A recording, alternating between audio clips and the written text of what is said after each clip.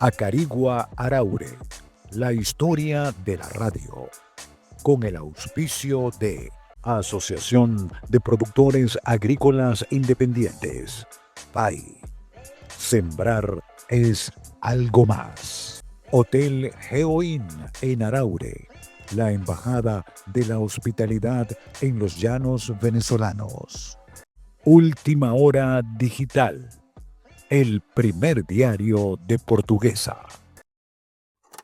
De Acarigua, esta es la señal para todo el país. Radio Acarigua Sensacional.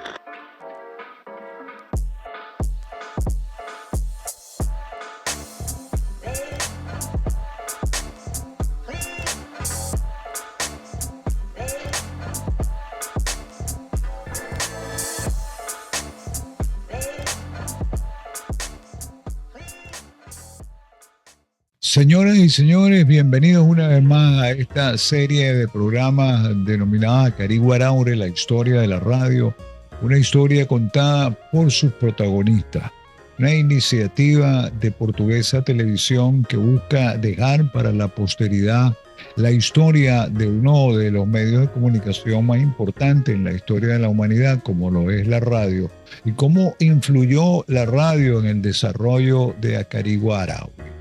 Desde 1951, la radio se conoce en Acarigua Araure desde la fundación de Radio Acarigua en amplitud modulada en 1170 kHz. Desde allí, a lo largo de los años, fue desarrollándose la actividad de la radiodifusión comercial. Apareció en 1970 Radio Portuguesa en Araure. Luego aparecieron otras emisoras en amplitud modulada, hasta en 1991 la creación en Acarigua de la primera estación en frecuencia modulada, que actualmente digamos que es la banda que predomina en la radiodifusión comercial de Venezuela.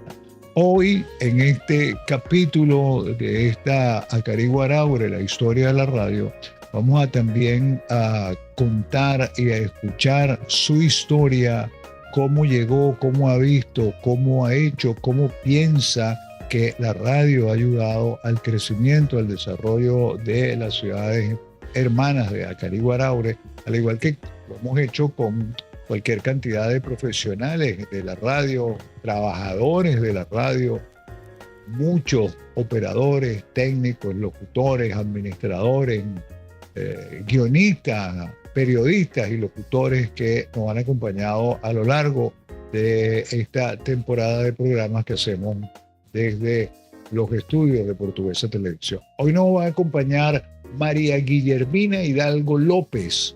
Todos le conocen como María Hidalgo. Mantiene su voz y su presencia en la radio, en frecuencia modulada, y precisamente con ella vamos a contar esta historia desde su punto de vista.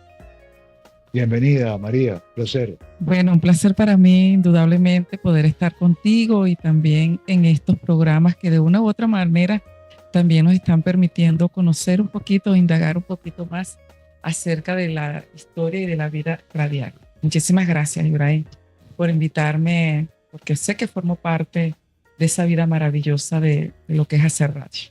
Mira, es un principio que hemos hecho, digamos que ya norma con todos nuestros invitados, conocer cómo fue su primer contacto con la radio, y obvio que el primer contacto de todos con la radio fue como oyente. Algunos lo recordarán con mucha claridad, algunos han dicho que desde muy niño tenían una pasión por la radio, otros han comentado que, bueno, escuchaban la radio como referencia porque formaba parte de la vida, del desarrollo de la gente, pero luego con el avance de la vida, de la modernidad, bueno, aparecieron otros medios de comunicación. ¿Cómo fue ese primer contacto tuyo con la radio como oyente, de niña, de adolescente? No sé. Sí, increíble. Indudablemente que el primer contacto que uno siempre se tiene, ¿verdad?, con la radio, es cuando uno desde niña prende la radio, escucha la música, comiences a cantar, comiences a bailar a través de la radio y escuchando todo lo que hay ahí en la radio. Y también, por supuesto, ese contacto también se da cuando tú escuchas a esa persona que también te saluda en la radio y te nace en ti ese algo de querer estar allí en alguna oportunidad. Pero así que me preguntas, ¿cómo llego yo a la radio de repente? Bueno, llego a la radio porque en una oportunidad yo dije, yo quiero ser periodista, yo quiero ser comunicadora social. Creo que ya tendría yo como unos 15 años y cuando yo le expreso a mis padres en esa oportunidad que yo quería ser periodista, quería estar en la televisión. En ningún momento yo dije que quería estar en radio. Yo quiero estar en la televisión, yo quiero ser periodista. Pero en aquel entonces, Ibrahim, el crecimiento de las universidades era muy diferente a las de hoy día.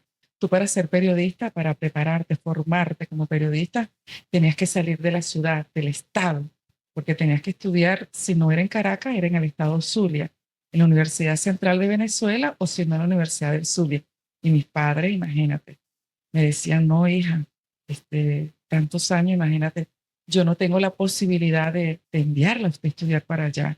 Y no, usted está muy chiquita, me decía mi papá. Mejor, porque usted no puede, porque usted no estudia mejor para maestra.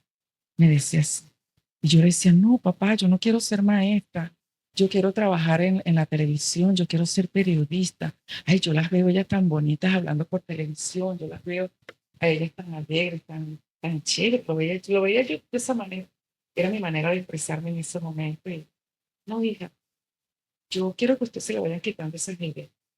Yo quiero que usted estudie como maestro. Usted se le ve que es buena maestra, usted va a ser buena maestra. Y bueno, así transcurrió mis tiempos, transcurrieron mis días, hasta que llegó el momento en que tuve que tomar una decisión. O sea, ¿qué vas a estudiar? ¿Te vas a graduar ya de bachiller? ¿Qué tienes que hacer? Bueno, indudablemente seguí el consejo de mi papá y comencé a estudiar bachiller docente. Y en esa oportunidad se daba en el Juan Pablo Pérez Graterol. Fui la segunda promoción como bachiller docente de esa institución en el municipio de Araure. Pero siempre me quedó aquella cosita en mi corazón de que yo quería estudiar comunicación. Y lo más cercano a la comunicación era trabajar en radio, ser locutora de radio. Y comencé a indagar hasta que me encuentro con el IBER, Instituto Venezolano de los Estudios Dirigidos, como lo es el IBEC. Bueno, entonces decidí estudiar allí. Toco la puerta, me atienden una tarde y pregunto, ¿verdad? Y me dicen de qué se trata la institución, de qué es la oportunidad que me van a ofrecer, bueno, todo eso. Y comencé a estudiar los sábados en el IBEC con la profesora Yadira Alviares. Se graduaron junto conmigo otros locutores de aquí de la ciudad de Acarigua Araure. Comenzó allí un año, recuerdo yo, que a mí me sorprende hoy día que tú quieres estudiar locución y la gente hace un curso de locución por allí y bueno, se gradúan en 3 meses y yo digo en 2 meses, en 1 mes y yo digo, pero ¿cómo hacen esto? Si yo tardé un año en hacer mi taller, mi curso de locución, mis prácticas de locución, fui a Radio Caribe a hacer mis prácticas. Dentro de la institución había un estudio donde tú practicabas radio, donde te ayudaban a ti a descubrir, a despertar el talento un poco más y saber en cuál estilo te podías tú identificar en la radio. ¿De qué manera? Bueno, eran tantas cosas que se nos daba allí en esos talleres de locución que indudablemente cuando yo obtuve mi título ya de locutora de radio, 18.656, lo recuerdo yo. Bueno, primero en el IBEC presentábamos un curso, o mejor dicho, un examen con locutores muy reconocidos de aquí de Portuguesa. Estaba en aquel entonces, recuerdo a Fernando González Yajure, que era excelente profesional de la radio, por supuesto. También estaba Mosquera, San Francisco Mosquera, y por supuesto la profesora Yadira Alviar. Ante ello presentábamos prácticamente un examen local, regional. Eso nos iba a servir prepararnos para el examen que venía a nivel nacional. Fui en una oportunidad a presentarlo a Barquisimeto, pero el día que yo fui a Barquisimeto, que me dice, mira María, el examen lo tienes que ir a presentar en la Universidad Lisandro Alvarado. Y te voy a decir algo, Ibrahim. Yo no sé si son cosas de uno, pero a mí me ha pasado. Cuando a mí me dijeron eso, yo dije, ay, no, yo no quiero presentar. Pero ¿cómo que no quiere? Ah, porque no lo voy a pasar.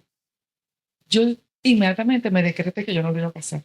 Pero tanto dieron y dieron que lo fui a presentar. ¿Y sabes qué? No lo pasé. No pasé el examen. Y yo me quedé tranquila. Para mí no fue ninguna frustración porque yo dije, no, el próximo lo paso. Entonces, se me presenta la oportunidad al año siguiente. Llega desde Caracas y nos avisa la profesora Yadira que viene una próxima oportunidad y la oportunidad va a ser en el Liceo José Antonio Páez. Voy a presentarlo. Ese sí lo voy a pasar. Mira, yo me sentía tan grande en ese examen que yo veía que el examen de cultura general, de historia, cuando te mandan a ti a hacer un programa en vivo, hazme tal cosa, hazme aquello, un programa infantil. Bueno, yo me sentía, como dice por allí, como pez en el agua. Yo me sentía feliz nadando como pez en el agua, súper feliz de lo que estaba haciendo y logré pasar el examen. Hablemos un poquito de cómo ha sido eh, tu vivencia, cómo ves tú que a través de tu trabajo ha influido en el desarrollo de la ciudad, cómo sientes que la ciudad ve la radio, cómo la radio puede ayudar a la gente, cómo la radio de alguna manera también puede, si es mal usada, entorpecer el desarrollo de la ciudad, crear ciudadanos que no sean el que la ciudad necesita. Pero la radio tiene una responsabilidad altísima que es la de, oye, ayudar a tanta gente a convertirse de alguna manera en ciudadanos que sean aptos para el desarrollo de la ciudad. Mira, Ibrahim, por allí hay mucha gente que ha sido muy capaz de decir que la radio pasó de moda. Indudablemente que hay una equivocación muy grande. La radio siempre seguirá siendo la radio y la radio nunca pasará de moda. Jamás. Estamos en pleno auge y en pleno crecimiento. Seguimos avanzando, seguimos creciendo. La radio cambia, o mejor dicho, el mundo cambia, se transforma y la radio también se está transformando. Que si cómo ayudamos nosotros de repente al crecimiento, al desarrollo de la ciudad, de las personas, de los negocios, esa es una responsabilidad muy grande que tenemos nosotros en nuestras manos, en nuestras voces. Yo siempre he dicho y nunca me voy a cansar de repetirlo. Mira, hacer radio no es cualquier cosa. Hacer radio tienes que hacerlo indudablemente con mucha pasión, ética y profesionalismo. Y sobre todo manteniendo esas tres formas, como lo es informar, entretener y también educar. Si tú te sales de allí, estás perdido en el camino como locutor de radio. Ayudamos a crecer a los comerciantes, a proyectar, a difundir, promocionar sus servicios, sus locales comerciales, a crecer sus marcas. Y por supuesto también las personas, Ibrahim, los ayudamos porque tú de repente estás hablando en radio acerca de un tema, de algo importante, o tienes simplemente un invitado y tú no sabes quién te está escuchando. Tú sabes que alguien te está escuchando en cualquier punto de la ciudad y fuera de la ciudad y en el mundo entero, porque acuérdate que hemos crecido tanto que no solamente hoy estás llegando en aquel cerrito o en aquella casita, hoy estás llegando en el mundo entero a través de las plataformas digitales y te están escuchando en cualquier parte del mundo. Y ese invitado puede llevar una palabra de aliento. Y tú como conductor o conductora de radio, también estás llevando una palabra de aliento a esa persona que te está escuchando, lo estás ayudando a crecer, a sentirse bien, a mejorarse en salud. Yo muchas oportunidades he escuchado a muchas personas que se me acercan y me dicen, mira María Hidalgo, sabes que todos los días te escucho y me has ayudado a salir de un problema que tuve. Tomé en cuenta y valoré mucho lo que diste en una oportunidad. Me dijiste esto, esto y esto. Ah, sí, oye, qué bueno. Qué bueno que escuchaste ese programa. Pero no solamente ese, también escuché otro y bueno, y así sucesivamente. ¿Tú crees que la radio en esa evolución sigue manteniendo la misma esencia o la radio ha cambiado el enfoque de su función fundamental de transmisión? Mira, yo creo que la esencia como tal no la ha perdido. Yo siento que más bien hemos crecido porque nosotros nos hemos tenido que adaptar a las nuevas plataformas digitales, a las redes sociales. Hay gente que no le gusta las redes sociales. Hay gente que en sus casas no tienen un teléfono de alta gama para ellos estar indagando, investigando la información, pero sí tienen un radiecito.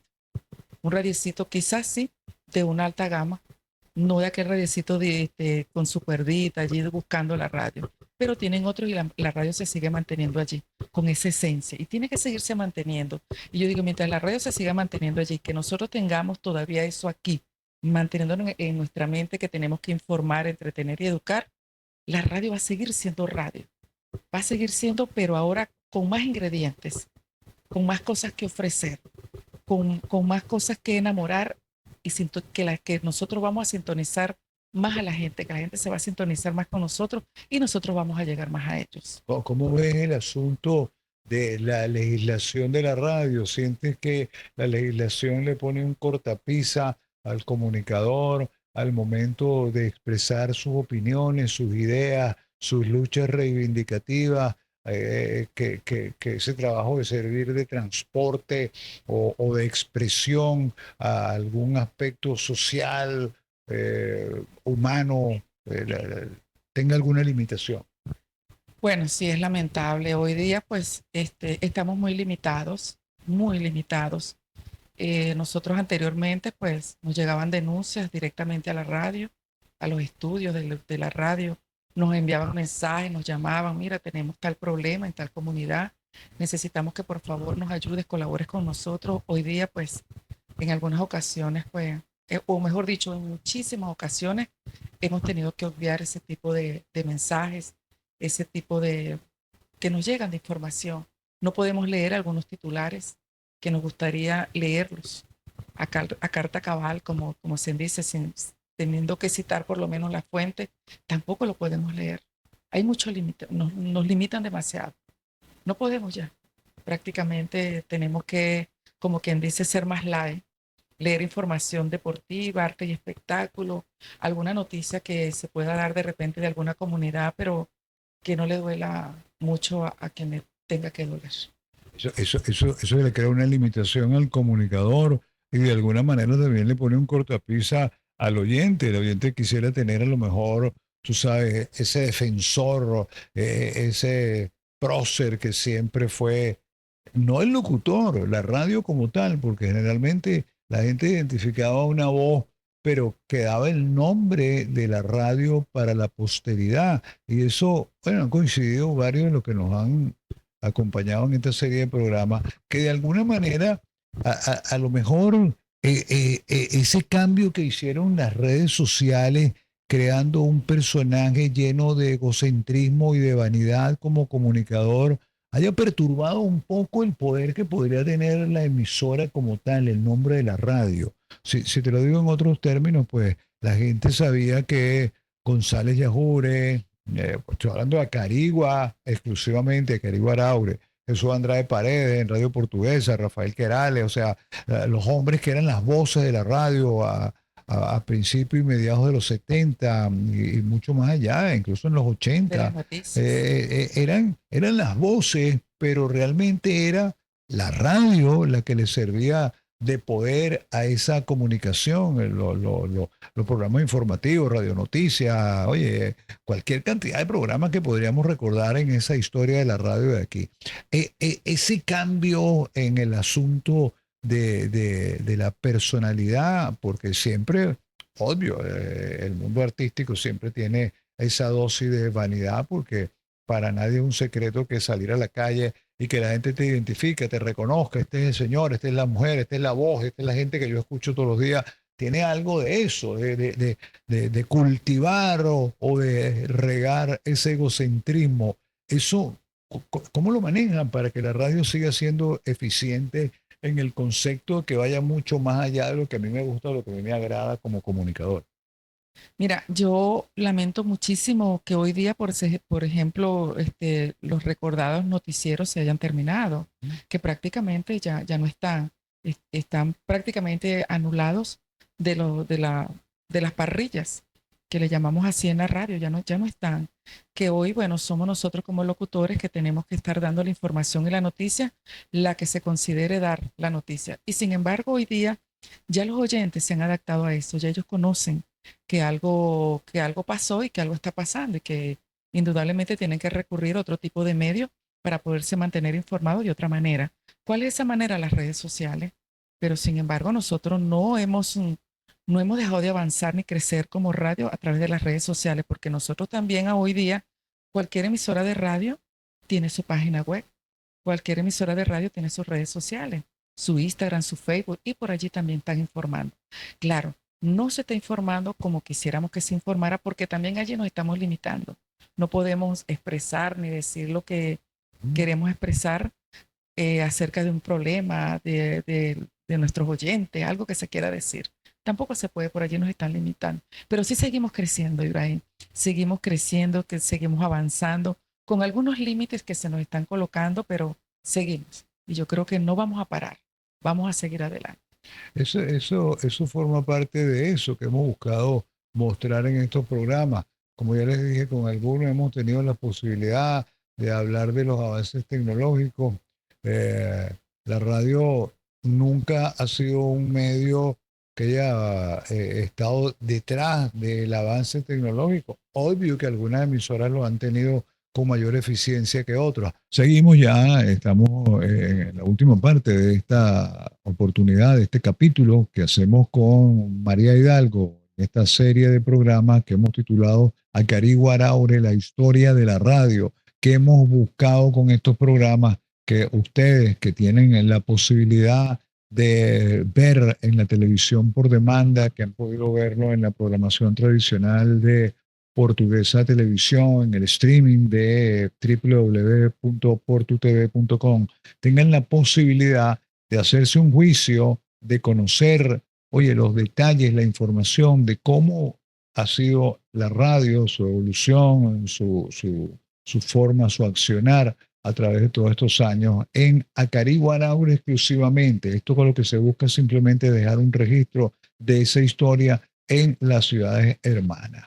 Con todos nuestros invitados hemos paseado por toda la historia de la radio desde su punto de vista, y obvio que cada quien cuenta su historia personal, cómo arribó, cómo hizo, cómo ha hecho, cómo se mantiene, cuál es el beneficio que ha obtenido sobre eso. Hemos escuchado aquí a cualquier cantidad de profesionales, locutores, periodistas, productores, que han hecho referencia de gente muy valiosa, que piensan que a ellos se le debe de alguna manera el éxito que ha tenido en la radio en Acarigua Araure, que es el mismo éxito que han tenido otras emisoras en otras ciudades del país, y algunas que han tenido la connotación de tener esa influencia nacional por la posibilidad no solo de su potencia en la transmisión, sino la mayoría de público que es, digamos, multiplicador de esa información.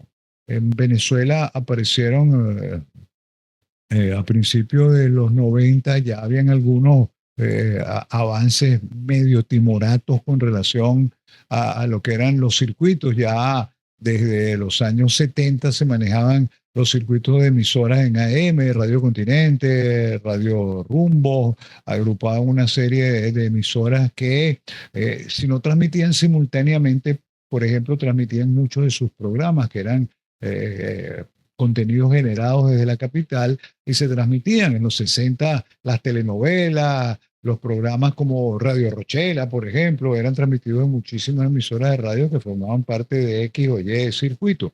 Pero posteriormente la modernidad fue permitiendo que los circuitos a través de líneas específicas de transmisión directa de las emisoras matriz fueran creciendo, y eso ayudó de alguna manera a crear un nombre nacional de muchas emisoras, pero seguían siendo las emisoras locales las que tenían esa hegemonía, ese poder sobre realmente no solamente el manejo de la información, sino de la aceptación de la gente a través de su programación de entretenimiento.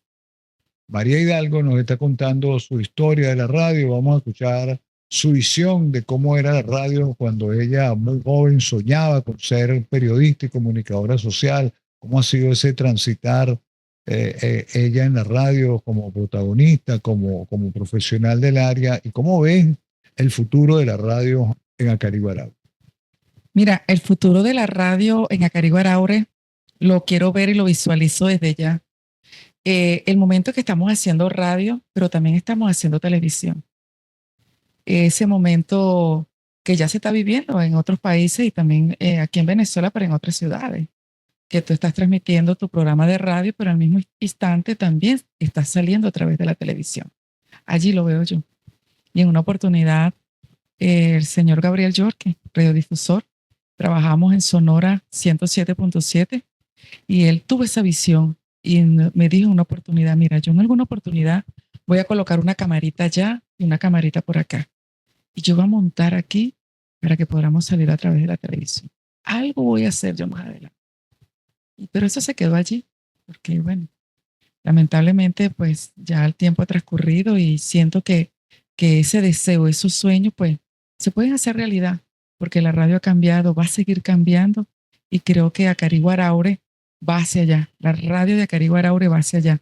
El momento en que te vas a escuchar en la radio, pero también te vas a poder ver a través de la televisión en el mismo instante que tú estás hablando en la radio, también estás saliendo en la televisión. Yo veo la radio allí, Ibrahim. ¿Tú no crees que pueda ser posible? Mira, de hecho lo es. Claro. Simplemente que la legislación nuestra nos obliga a muchas cosas distintas. Por ejemplo, para nadie es un secreto las limitaciones que tenemos con el asunto de los derechos de autor, y eso ha permitido que lo que se llama la visual radio haya tenido, digamos que un frenazo extraordinario. Ya en Acarigua hubo un proyecto interesante, muy visto, pero que de alguna manera, desde un principio, los que de alguna manera estamos al tanto del asunto de la legislación, no local, porque todo el mundo conoce cuáles son las limitaciones locales para la radiodifusión, había ahí un cortapisa que tiene que ver con la legalidad y con el asunto de que nuestro país forme parte de alguna manera en una posición, digamos, un poco más honesta en cuanto a los derechos de autor de la música y esas cosas, ¿verdad? Claro. Pero eso es parte de las posibilidades que tiene la gente con la radio. Hay como este programa, por ejemplo, la idea de este programa es no solamente que la gente vea el trabajo que hacemos en video, sino que este programa realmente el concepto es que sea transmitido a través de las plataformas de podcasts de Apple, de Spotify, que la gente puede escuchar los audios y se sienta de alguna manera comprometido con eso. Precisamente estos programas son una amena conversación pura, única y exclusiva, de manera tal de que no dependa cuando lo escuchen a través de un podcast de que en la imagen vimos, en la imagen se refleja. No, aquí se trata de mantener una conversación y colocarlo en streaming para que la gente vea, en tu caso, la belleza del invitado, y en el caso de otro, por ejemplo, como José Armando Mora, la fealdad junto con la mía. O sea, se trata de eso, de que seguirle rindiendo honor a lo básico, lo importante de la comunicación radiofónica a través de la radio. Esa es la idea, ¿verdad? Esa es la idea y que tiene que seguir siendo, pero te repito, yo siento que, ok, la legislación pues lamentablemente nos tiene muy limitado, pero va a llegar un momento en que esa posibilidad se va a dar y se tiene que abrir allí esa oportunidad también de hacer la televisión de una vez. Porque aquí estamos haciendo algo, de repente lo hacemos allí, lo grabamos y lo dejamos allí para que la gente lo pueda seguir viendo en otra oportunidad, pero lo vamos a hacer en un tiempo real, de una vez, radio y televisión al mismo tiempo. Mira, muchas gracias por habernos acompañado. Gracias a ustedes. Realmente ha sido un placer. Todos estos programas que hacemos buscan de alguna manera mostrar cómo las personas, los responsables de haber hecho radio durante muchos años, manifiestan a través de su intelecto y sus capacidades esa historia de la radio. Van a ser muchos programas. En los planes de producción hay 100 posibilidades de ciudadanos, hombres y mujeres, que tienen que ver con el asunto de la radio, que hacen su vida. Nosotros vamos a tratar de llevar a ustedes todas esas opiniones en lo que hemos llamado Acarigua Araure, la historia de la radio. Muchas gracias, María, por habernos acompañado. Gracias a ustedes. Excelente oportunidad y excelente programa, excelente idea de dar a conocer ese cambio tan grande que estamos viviendo actualmente en la radio. Gracias, Ibrahim. Suerte y éxitos. Vendrán muchos más. A ustedes muchísimas gracias por mantenerse en nuestra sintonía, por seguir estos programas que transmitimos en la programación habitual de Portuguesa Televisión, en su señal tradicional, en su página web, están allí también viéndolo en vivo en cualquier lugar del mundo. En nuestro canal de YouTube pueden verlo en televisión por demanda, es decir, usted puede escoger la hora, el día, el momento que usted quiera ver uno, dos, tres, cualquier cantidad de capítulos de esta serie, y también lo va a poder escuchar como audio tipo podcast en todas las plataformas de este sistema. A ustedes muchísimas gracias y seguimos pendientes, habrá muchos más.